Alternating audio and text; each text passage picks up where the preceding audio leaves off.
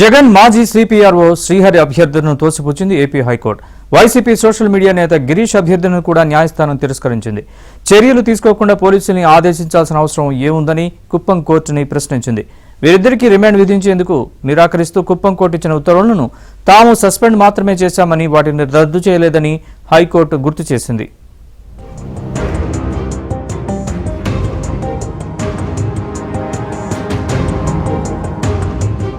తమపై తొందరపాటు చర్యలు తీసుకోకుండా పోలీసులను నిలువరించాలన్న YCP social media general secretary Pudi Srihari G Girish Kumar రెడ్డిల అభ్యర్థనను హైకోర్టు తోసిపుచ్చింది. అసలు అలాంటి ఉత్తర్వులను ఇవ్వాల్సిన అవసరం ఏముందని ప్రశ్నించింది. పోలీసులు అరెస్టు చేస్తారని ఎందుకు ఆందోళన చెందుతున్నారని ప్రశ్నించింది. అరెస్టు చేస్తారనే దానికి ఆధారాలేమైనా ఉన్నాయా అని ప్రశ్నించింది. సస్పెన్షన్ ఉత్తర్వులు ఇచ్చిన గత 3-4 రోజులు మిమ్మల్ని అరెస్టు చేయలేదు కదా అని పిటిషనర్ల తరఫు సీనియర్ న్యాయవాది పొన్నవోలు సుధాకర్ రెడ్డిని అడిగింది. పిటిషనర్లను అరెస్టు చేసేందుకు పోలీసులు ప్రయత్నాలు చేశారని న్యాయవాది పొన్నవోలు బదులివ్వడంతో ఆ మేరకు అఫిడవిట్ దాఖలు చేయాలని న్యాయస్థానం ఆదేశించింది.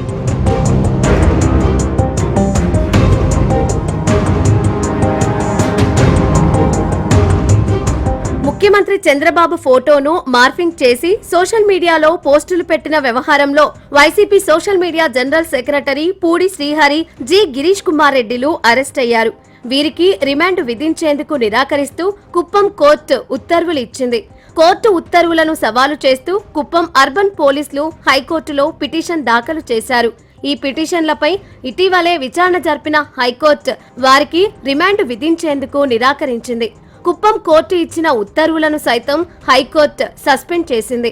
ఈ పిటిషన్లు మరోసారి విచారణకు రాగా ఇరువైపుల వాదనలు విన్న హైకోర్టు పిటిషన్లపై ఈ నెల 29న తుది విచారణ జరుపుతామని స్పష్టం చేసింది.